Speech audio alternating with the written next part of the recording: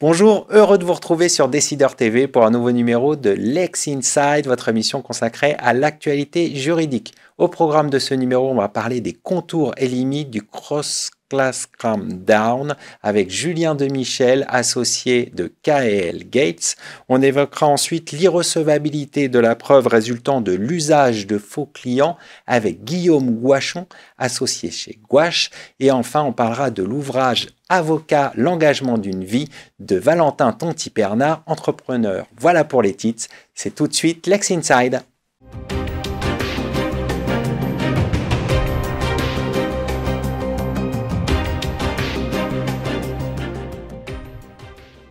On commence tout de suite sur Lex Inside avec Julien Demichel, associé chez KL Gates, pour parler des contours et limites du cross-class cram-down. Julien, bonjour. Bonjour Arnaud. Qu'est-ce que le cross-class cram-down ? Alors, le cross-class cram-down, c'est une technique de restructuration de dette qui est issue du droit américain de l'insolvabilité, qui s'adresse aux entreprises surendettées, c'est-à-dire aux entreprises qui ont un volume de dette tel qu'il n'est pas envisageable de le rembourser, même en l'étalant dans le cadre d'un plan.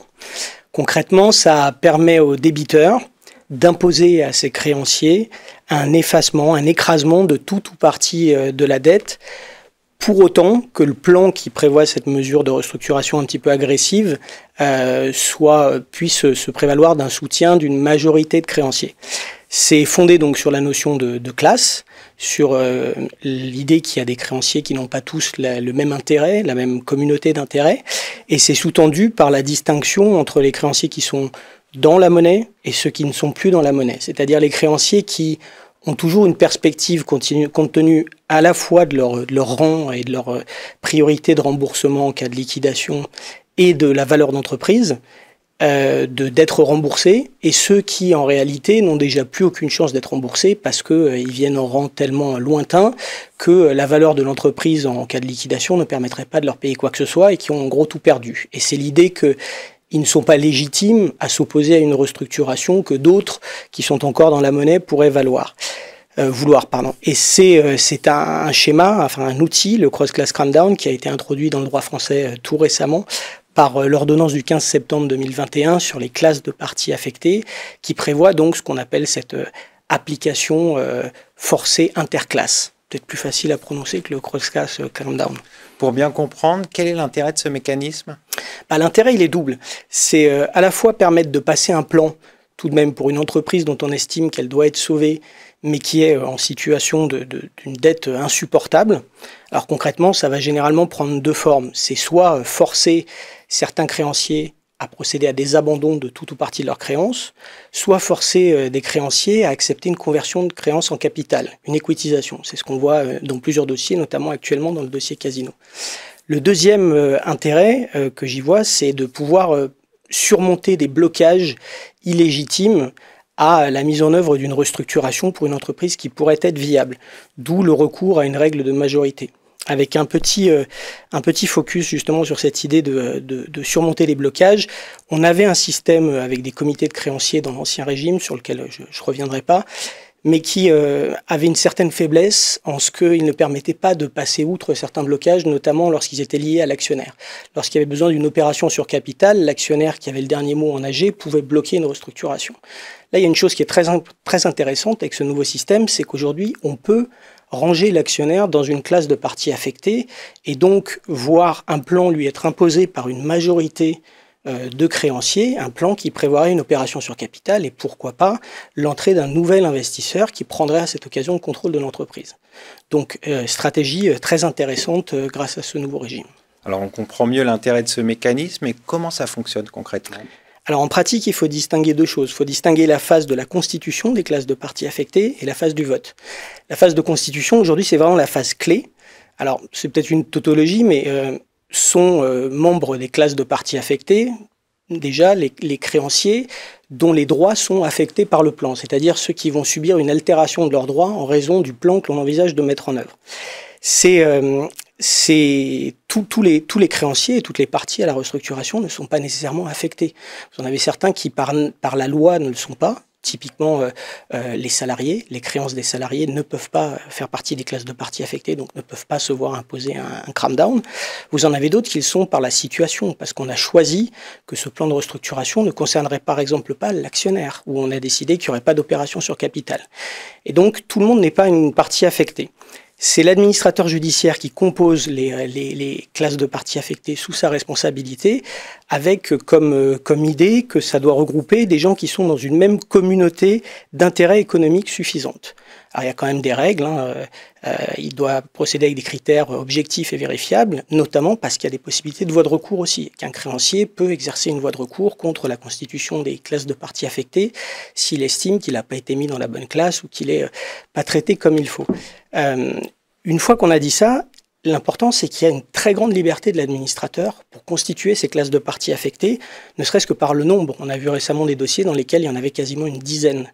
Et c'est là où il y a tout un aspect stratégique d'essayer de parfois fragmenter les créanciers en différentes classes pour arriver à maximiser les chances que le plan soit voté par une plus grande majorité et puisse être adopté malgré les mesures de cross-class cram-down qu'il peut contenir.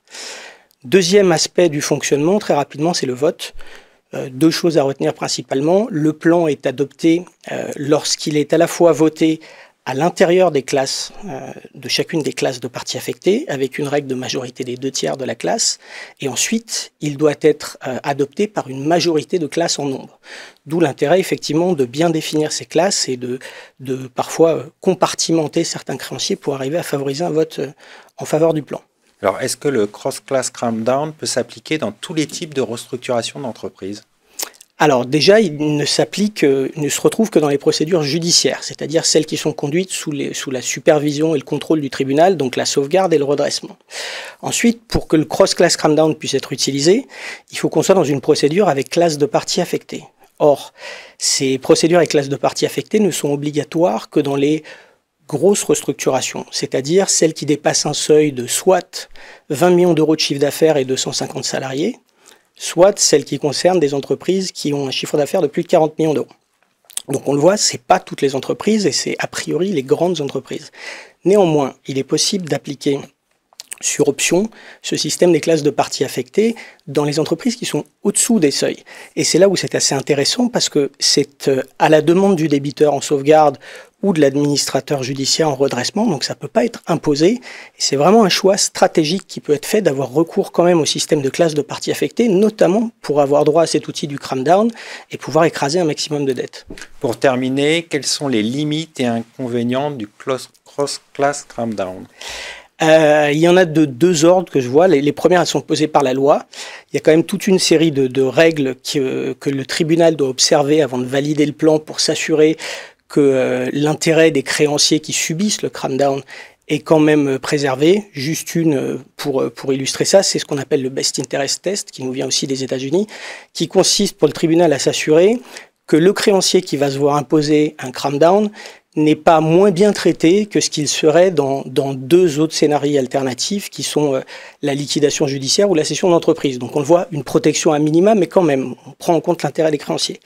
Puis après, vous avez des limites qui sont d'ordre pratique. C'est une procédure qui est complexe, qui peut s'avérer coûteuse, donc dont on a tendance à penser que de facto, elle concerne que les grandes restructurations d'entreprises d'une certaine taille. En réalité, et c'est peut-être le point optimiste pour terminer, il y a une tendance qu'on voit à l'heure actuelle se dessiner, qui est d'avoir recours dans plusieurs dossiers à des procédures avec classe de parties affectées pour des plus petites entreprises, sur option donc, pour permettre de procéder à des restructurations assez agressives pour sortir des entreprises qui sont surendettées, notamment en raison de l'après-Covid, de l'accumulation de différentes strates de dette, du PGE et autres, et où on a vu passer des restructurations très agressives ces derniers temps qui ont abouti à parfois un effacement de 80 voire 90% de la dette bancaire.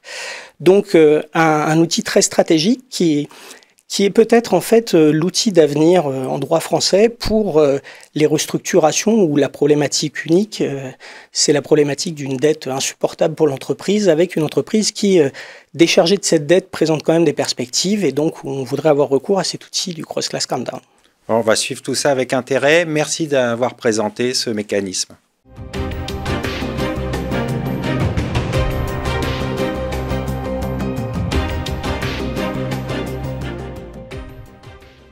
On poursuit ce Lex Inside avec Guillaume Gouachon, associé de Gouache Avocat. Guillaume, bonjour. Bonjour Arnaud. Alors, le 6 juin 2023, la Cour d'appel de Montpellier a rendu un arrêt dans lequel elle s'est prononcée sur l'irrecevabilité d'une preuve obtenue de manière déloyale dans le cadre d'un contrat de distribution. Pouvez-vous revenir sur les faits ? Alors effectivement, c'est un arrêt intéressant. Déjà, c'est un arrêt qui revient sur un renvoi après cassation devant la Cour d'appel de Montpellier. Dans le cadre d'une demande de résiliation judiciaire d'un contrat de distribution exclusive, le concédant, qui en l'occurrence commercialise des produits d'abri de piscine, considérait effectivement que son concessionnaire avait violé la clause d'exclusivité en commercialisant des produits concurrents et avait sollicité du juge la résiliation judiciaire. Devant la cour d'appel, ce concessionnaire invoquait et produisait de nouvelles pièces, parmi lesquelles des bons de commande et une attestation qui allait être soumise au débat de la loyauté de cette preuve. En effet, cette pièce, en l'occurrence ces bons de commande et l'attestation, provenaient d'un ancien concessionnaire du concédant, en l'occurrence qui avait fait faillite, qui avait effectivement pris la casquette de client pour amener le concessionnaire au litige à venir lui proposer les fameux produits concurrents. Et la Cour va analyser la recevabilité de ces preuves. Elle va considérer alors qu'effectivement le fait que le concessionnaire, l'ancien concessionnaire, ait pris la casquette de faux client n'est pas en soi source de décrédibilisation de son attestation et de son témoignage, mais considérer qu'en soi, en revanche, la technique probatoire d'usage d'un client mystère est un stratagème et rend la preuve irrecevable. Alors pourquoi, selon vous, la Cour a jugé ainsi ? Alors, à mon sens, il y a une problématique d'analyse de la Cour. Parce qu'effectivement, la technique probatoire du client mystère est maintenant admise en jurisprudence.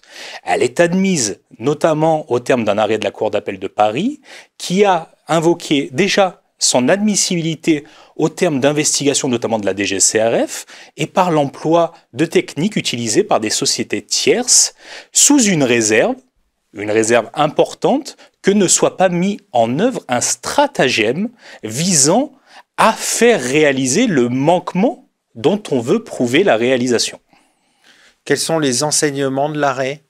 Les enseignements de l'arrêt, c'est déjà, à mon sens, de trouver le périmètre d'admissibilité de ce type de preuve. Ça veut dire quoi, le périmètre ? Le périmètre, c'est qu'effectivement, vous avez, à contrario de ce que dit peut-être la Cour d'appel, la possibilité, et dans le cadre de contentieux confidentiels, comme des contentieux de concurrence déloyale, c'est important parce que par nature, le manquement est isolé, il est caché. Donc vous avez la possibilité d'utiliser cette technique probatoire qui est quand même assez intéressante. La seule réserve qu'il faut garder à l'esprit, c'est qu'effectivement, la société tierce que vous allez utiliser ne doit pas créer le scénario infractionnel. Il doit rester neutre et effectivement recueillir les preuves sans inviter la partie qui est investiguée à créer le manquement qu'on essaye effectivement de faire corroborer. On va conclure là-dessus. Merci d'être venu sur notre plateau.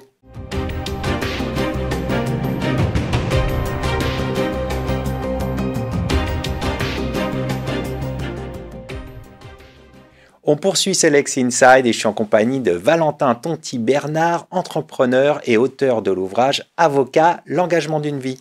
Valentin Tonti-Bernard, bonjour. Bonjour Arnaud. Pourquoi cet ouvrage ? Alors, cet ouvrage, il vient d'une réflexion profonde qui date d'il y a 4 ans en réalité.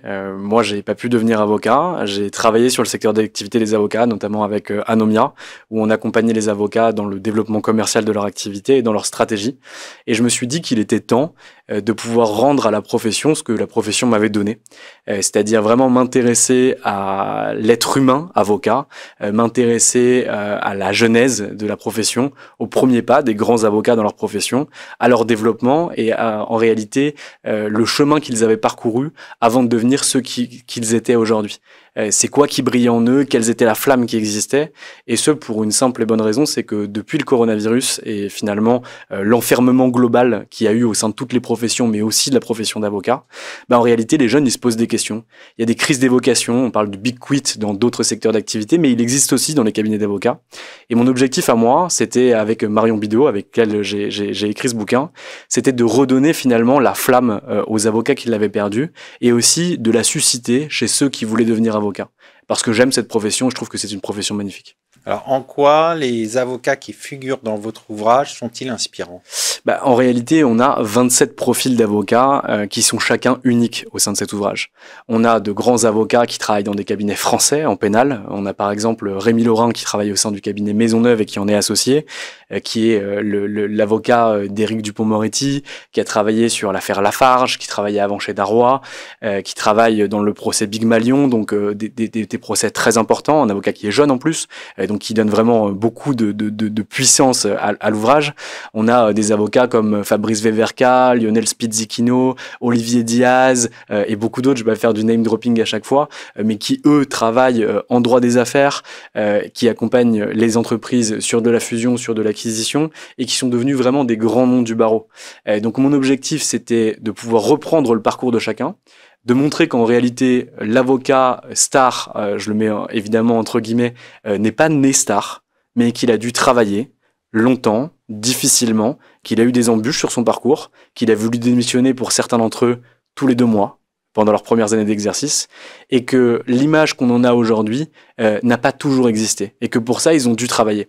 Et donc, dans ce bouquin, chacun d'entre eux parle des difficultés qu'il a eues, parle de ce qui l'a poussé à devenir avocat, parle des gloires, des petites réussites, des gros doutes qu'ils ont pu chacun avoir.